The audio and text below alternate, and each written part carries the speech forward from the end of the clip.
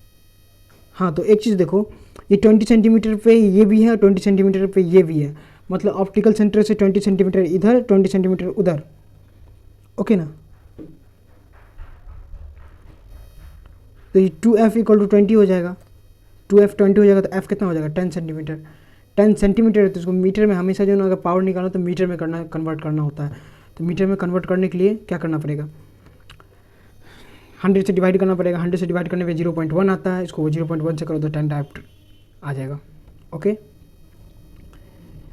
इस लेक्चर में इतना ही। अगर कोई भी और आगे प्रॉब्लम हो तो कमेंट कीजिए, उसको अलग से भी और बनाया जाएगा वीडियो, उसका फुल एक्सप्लेनेशन में, अगर कोई ऐसा वीडियो है, क्योंकि बहुत ऐसी चीज़ है जो शॉर्ट में मैं निकाल दिया हूँ, इसलिए अगर मैं लॉन्ग करूँ तो बहुत ज़्यादा लंबा वीडियो जाएगा। अगर वीडियो लंबा जाएगा तो बहुत स्टूडेंट मतलब इरिटेट होते हैं वो लोग, इतना लंबा वीडियो, इसलिए मैं 2 पार्ट में बनाया, पार्ट 1 पार्ट 2, लेकिन लगभग एक्सप्लेनेशन अच्छा था। अगर आप लोगों को कैसा लगा ये भी कमेंट कीजिए, अगर कहीं दिक्कत हो तो उसको भी कमेंट कीजिए। ओके, चलिए आज के लिए इतना ही, मिलते हैं अगले वीडियो में। अच्छा लगा तो सब्सक्राइब कीजिए, लाइक कीजिए और शेयर कीजिए, ठीक है। ओके, पढ़ते रहिए, ऑल द बेस्ट, तब तक के लिए ओके बाय। पढ़ेंगे।